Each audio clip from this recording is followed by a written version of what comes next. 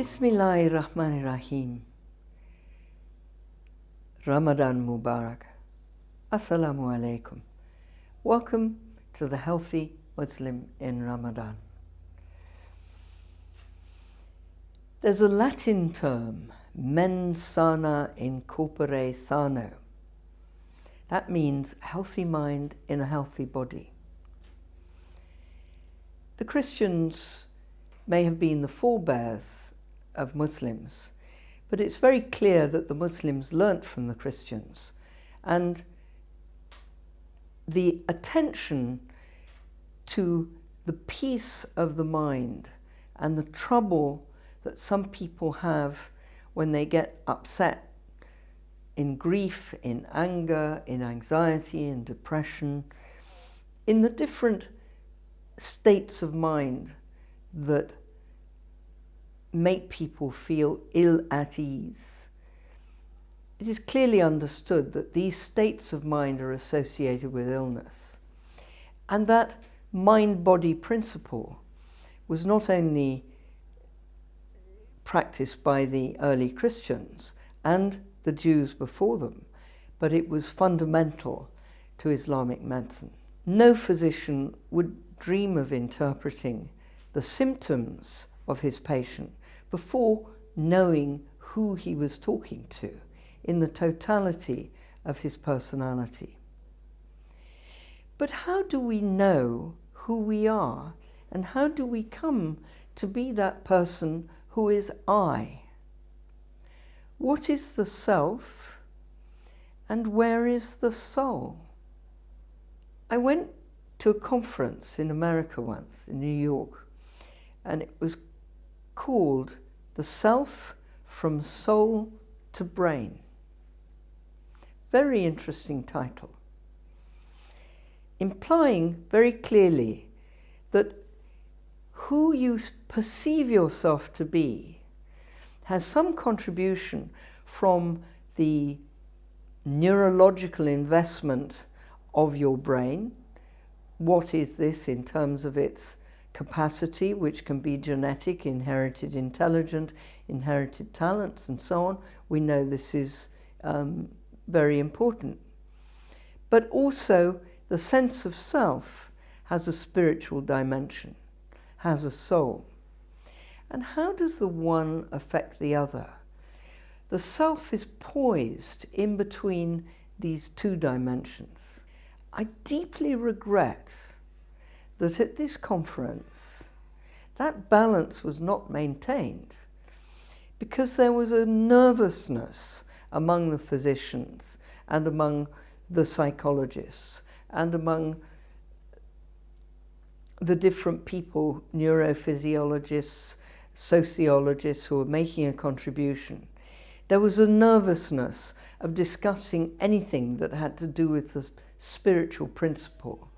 One rather brave lady from a Christian college gave a nervous introduction about what she thought the soul might be, giving as its interpretation the life of God in the heart as being grace, and the soul being the ability to conceptualize and understand that there is a God. I think even if you can't conceptualize, your soul is still there. So I wasn't on message with her. But it fell on deaf ears. There were no questions, and her contribution was not referred to again. That is where the understanding of the spirit-body-mind interface is in today's world. As I think some of you may understand by now, I deeply regret that.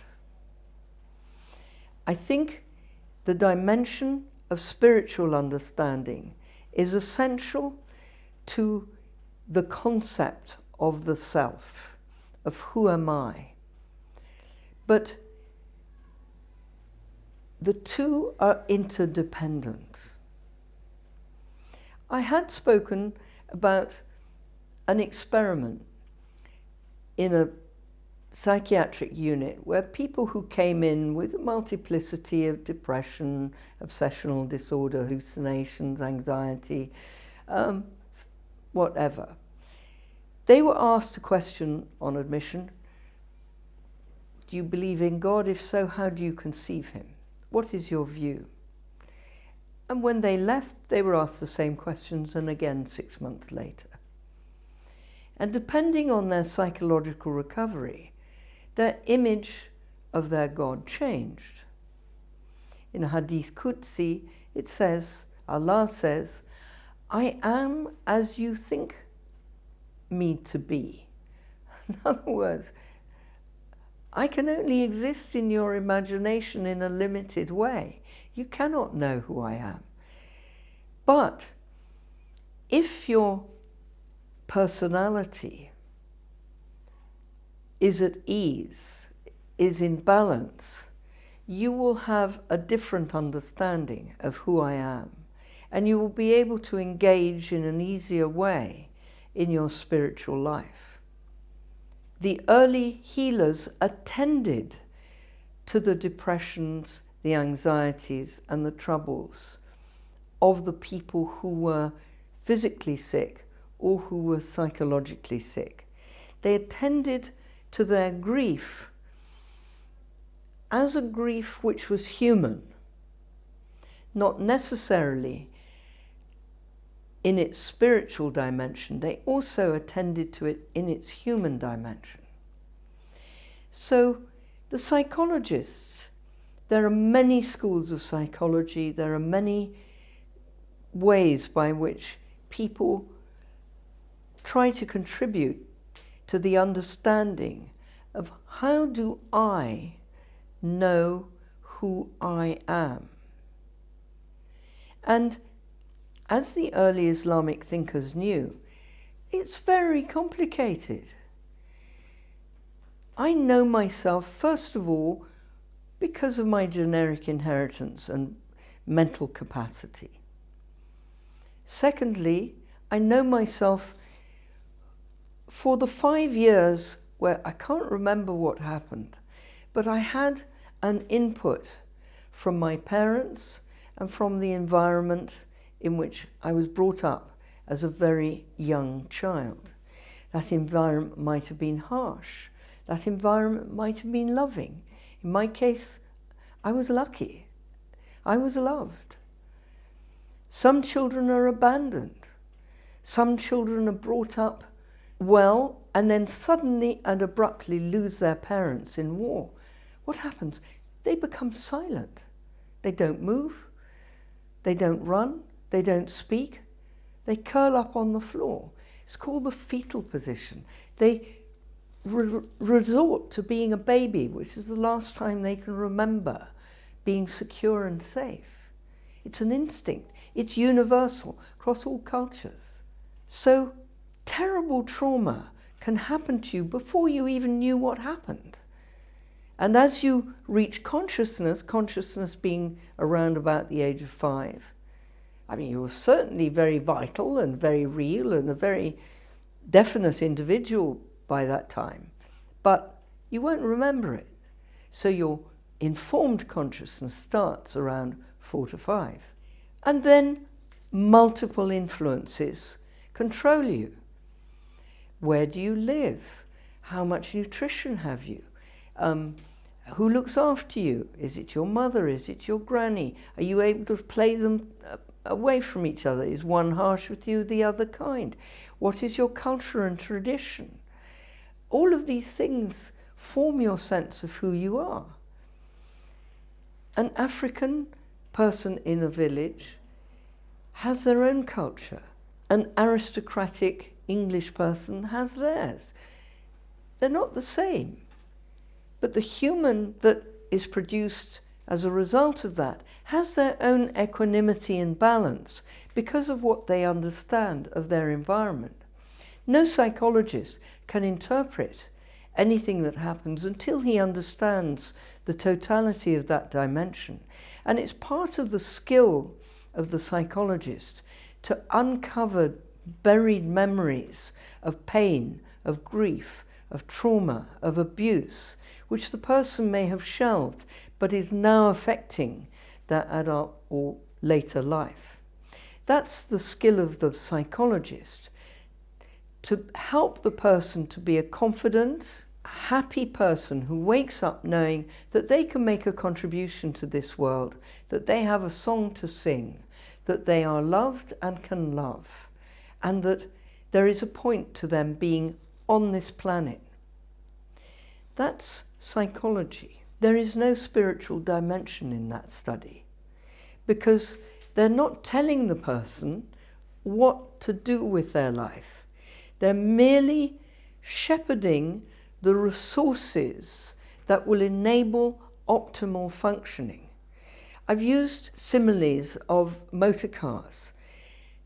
The psychologist is a very good mechanic of the car, but he's looking perhaps not at the motor car itself, which is the human body, and you know, if it's got a bit cranky, it could be the thyroid's going wrong, or if it's extremely tired, it needs some petrol in its tank.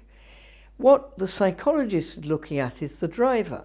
Why is the driver not getting optimal performance out of the car? The car includes the human brain.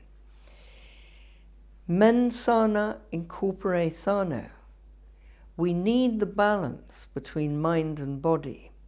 Come back after the break, because I want to explain to you why the psychologist needs to understand the spiritual dimension.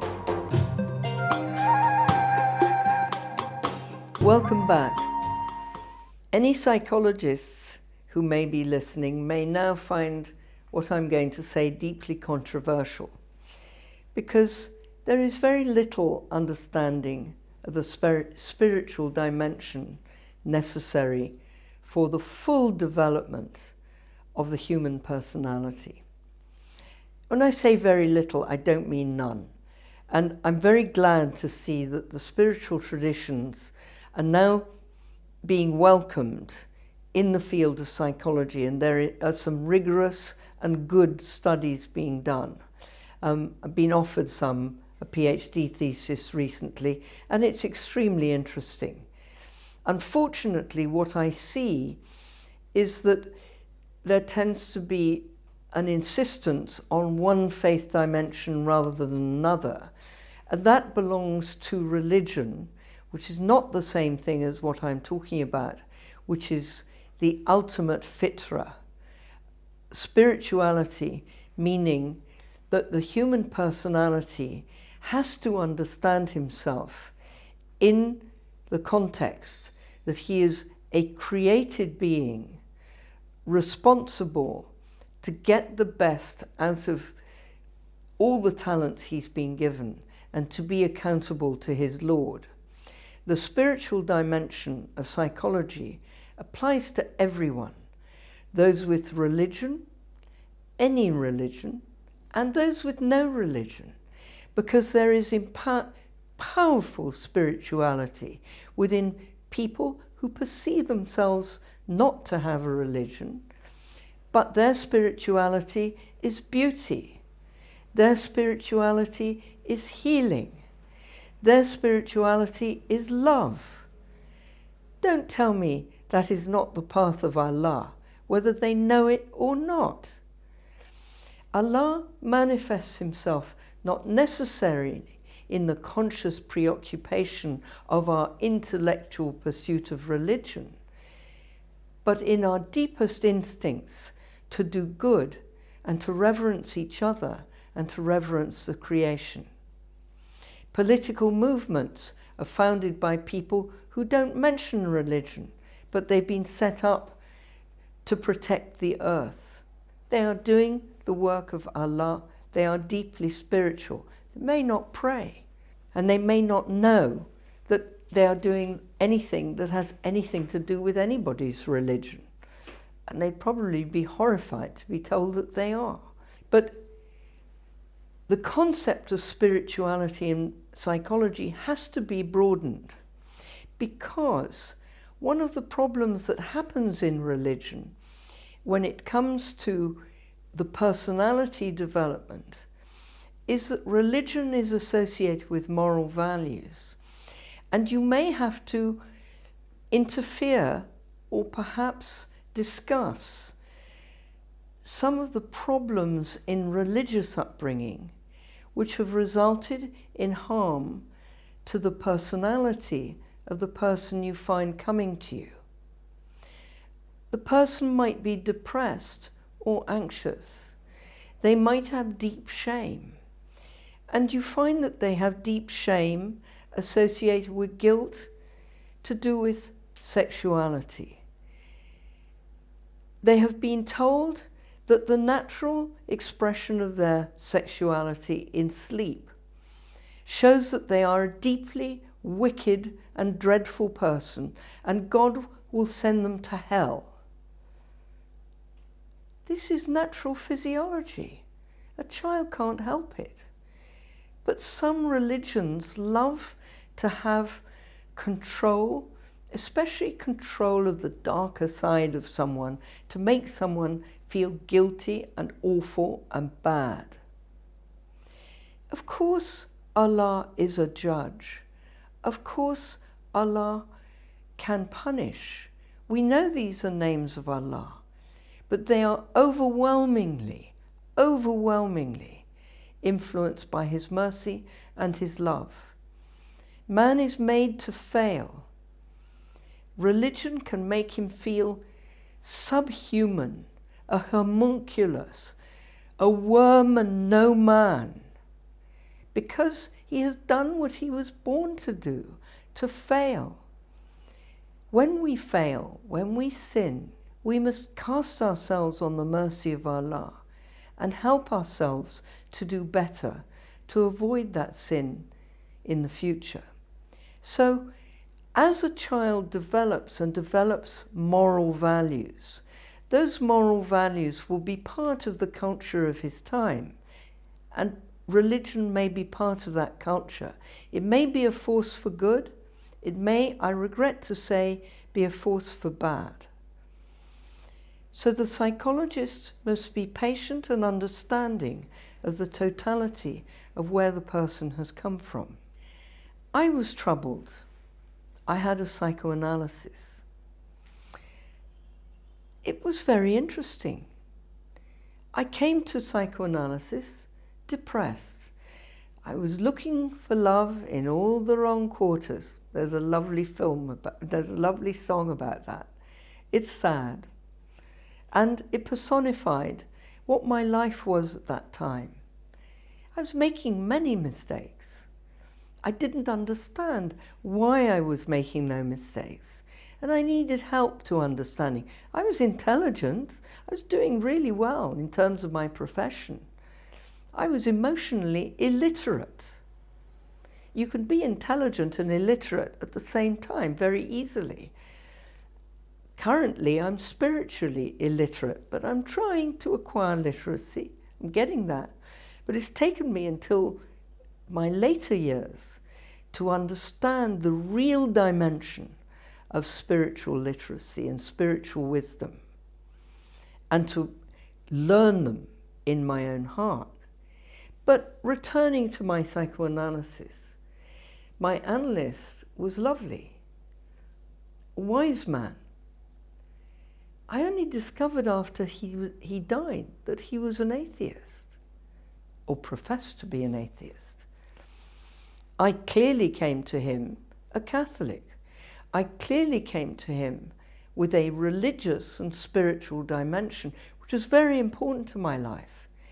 And at no point in the intimacy of our analysis did I think that he was anything other than fully supportive and understanding and knowledgeable and approving of my need for a moral dimension within the compass of a religion, and that religion was the Catholic religion.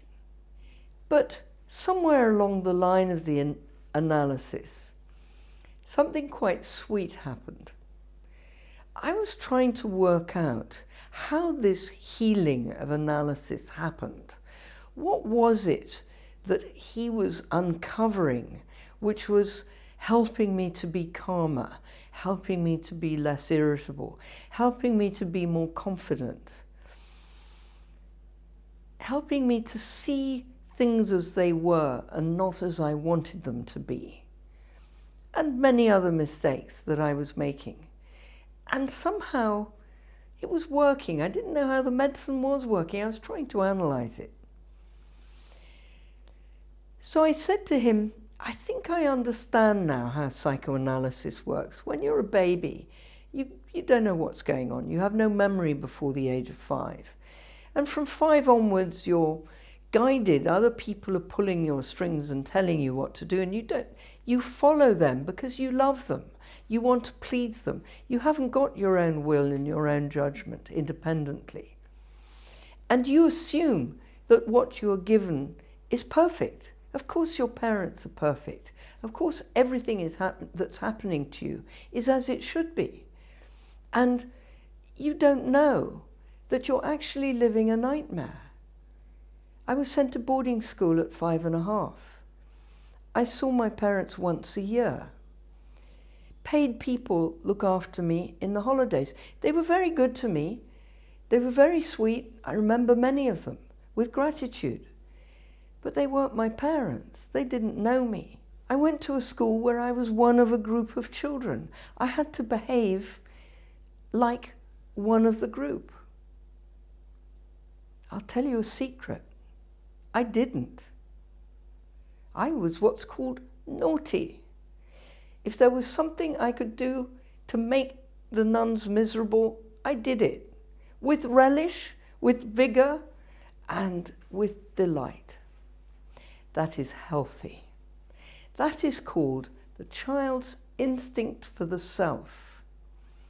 But now, that instinct is in the service of Allah. I've greatly enjoyed this talk. Go on your own journey and find the balance. Assalamu alaikum.